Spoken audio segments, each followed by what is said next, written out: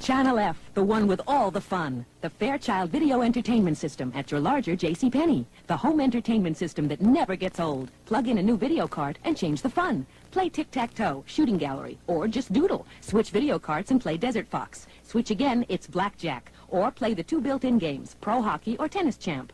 Channel F for fun. The Fairchild Video Entertainment System. Just $169.95. Video cart cartridges, $19.95 each. At your larger JCPenney.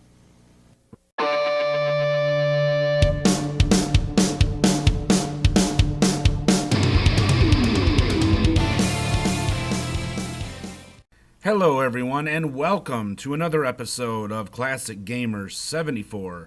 I'm your host Anthony Gamer, and today's episode we will be discussing the Fairchild Channel F. The Fairchild Channel F, F for Fun, was a second generation home video console that was released by Fairchild Semiconductor in November 1976 across North America at a retail price of $169.95. It also has the distinction of being the first programmable ROM cartridge-based video game console and the first console to use a microprocessor. The Channel F electronics were designed by Jerry Lawson, who was one of the first African-American programmers from that time period. He also was a pioneer of the video game cartridge, and this episode is dedicated to his memory.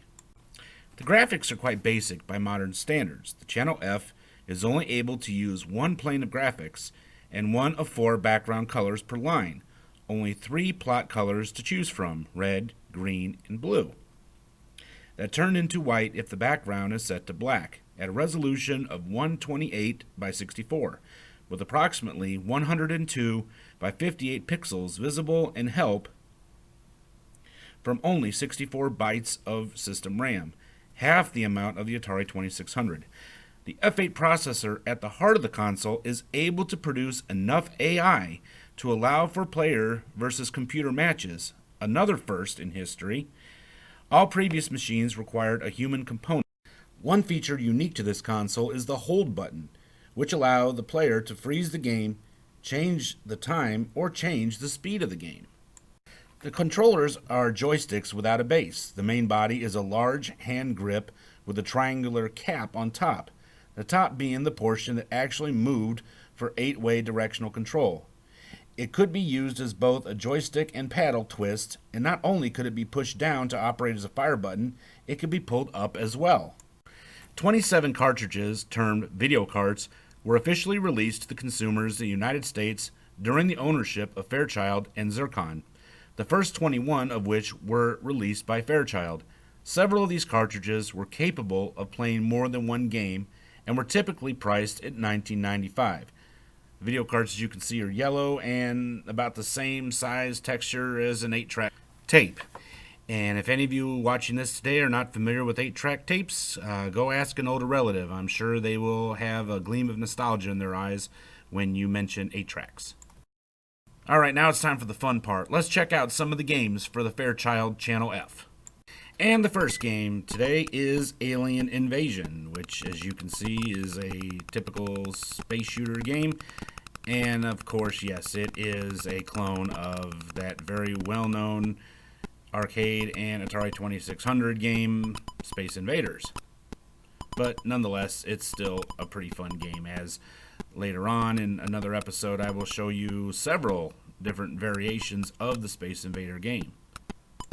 Alright, what you're looking at here is called Demo Cart 1, which basically shows you how to play some of the games, including the two built-in games that came with it called Tennis and Hockey, which are pretty much clones of Pong.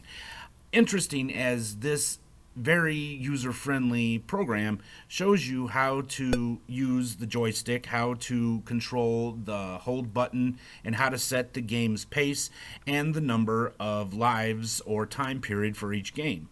Definitely a first, as I don't remember any consoles except for, of course, later ones like nowadays. When you purchase a game on like the PlayStation 4, they do go into detail showing you how to do a lot of things because of the fact that nowadays consoles and games do not come with instruction manuals, as you pretty much have to download them. But again, as you can see, this is showing you how to use the joystick and how to use the button at the top in order to, or the twist at knob at the top in order to play the two built-in games, or pretty much any other game that you would purchase for the system. If you'd like to see this demo cart in its entirety, please head over to my Patreon page, become a patron, and you can check out this video and many other extra goodies that I have included there. This is Demo Cart 2, which basically shows you a quick little preview of all the cartridges that are available for the Fairchild Channel F. Kind of a cute little preview. I'm not really sure if this was something that came with the system itself or if this was something you had to buy separate. If any of you know, please tell me in the comment section below, as I'd really like to know if this was something you actually had to pay for. Now this is bowling. It keeps score just like real bowling. You can choose the number of frames, 1 or 2 players, play against the computer or by yourself or with a friend. Now, if this looks kind of familiar to you, it probably should, as any of you that own the Odyssey 2, this is pretty much identical to the bowling game on the bowling and basketball cartridge for the Odyssey 2. Not all the cartridges were strictly fun and games. There were a couple learning games that you could purchase on cartridge.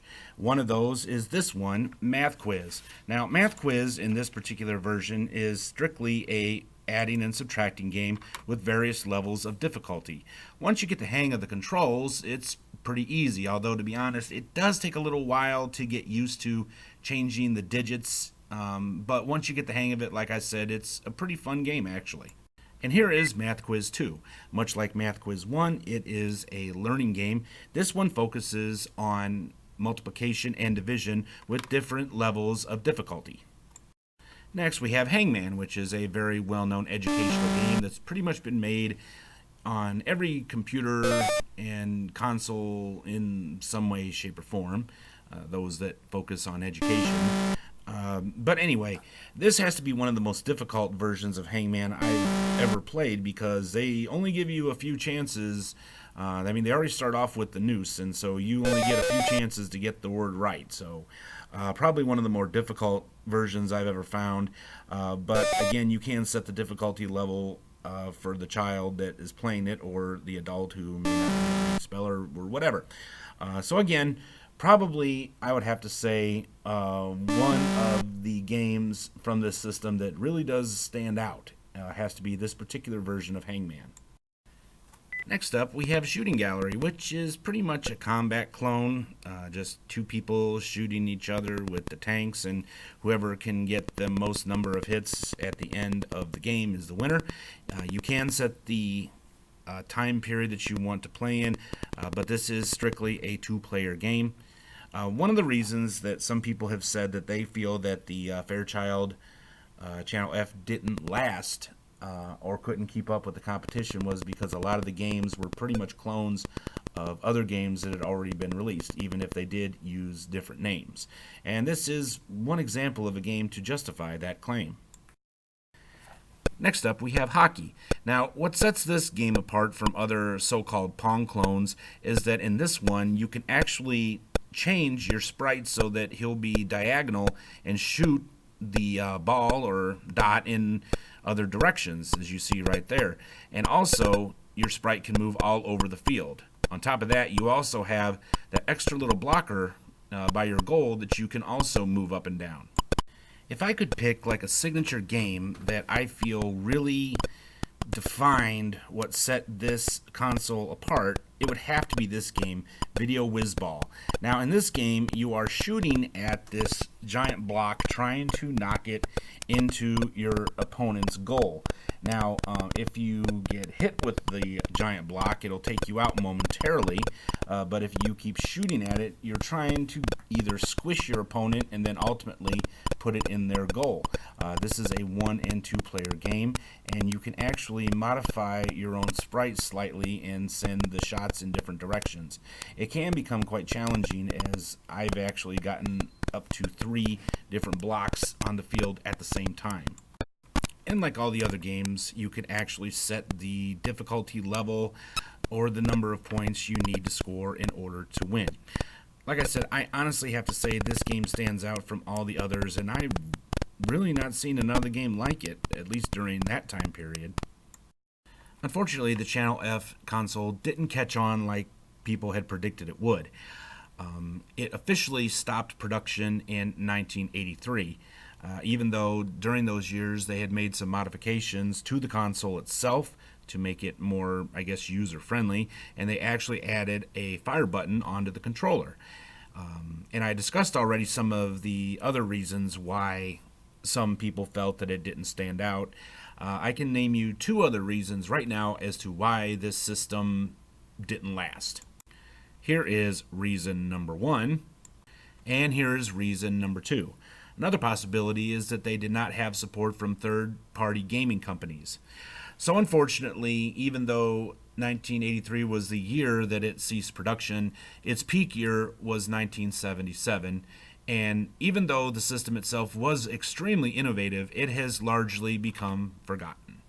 With that in mind, you wouldn't think that a video game console like this one would attract any homebrew programmers, right? Wrong. A few years ago, a plucky homebrew programmer decided to make his own homebrew of Pac-Man for this system. So let's check out this rare gem. Personally, I was very, very impressed with this homebrew, as a large percentage of fans of video games, and I'm not saying all because I kind of got in trouble for that before, were not happy with the Atari 2600 port of Pac-Man. To be honest, I think this one is amazing, and had this actually been released all those years ago, there is a good chance that the third-party programmers may have come up with some other games for this system, but it's pretty hard to say. Now, this particular homebrew that you're looking at right here was created a few years ago and was released on cart in very limited quantities. I believe there were less than 100 of them made, and now they have become highly collectible and sought after by collectors. So if you didn't get a chance to grab one years ago, you're probably going to end up having to pay quite a bit of money to find it. So next, we have Killer Heads of Lettuce. This is another homebrew game that I found on the Atari Age forums. Its programmer was telling people about it and giving people copies of the BIN file for this game. Basically, what you're doing is you are shooting at these heads of lettuce that are shooting back at you, and you're trying to stop them from either killing you or getting past you. Pretty cool game that is similar to several games from that time period, but I have to say that it's really interesting that somebody would actually take the time to make a homebrew for this system. I have a feeling, though, as time goes on, that we probably will have more of these homebrews for the Channel F appearing in the near future. With that in mind, we come to the conclusion of another episode of Classic Gamer 74. I really hope you all enjoyed it. If you did, don't forget to click that like button, subscribe if you haven't already, and please consider becoming a patron and helping this channel to grow. The link to our Patreon page is in the description below. In our next episode, we're going back to something we haven't done for a while, and that is looking at hacks for the Atari 2600. I will be talking about some of the games that were made by the legendary Atari 2600 hacker himself, Scott Dayton, as well as an exclusive look at a hack that I myself created and how you can get a copy of it yourself. So you will not want to miss that. Well, until next time, this has been Anthony Gamer, and I hope to see each and every one of you in the next episode. Until then, have yourselves a great day. Goodbye.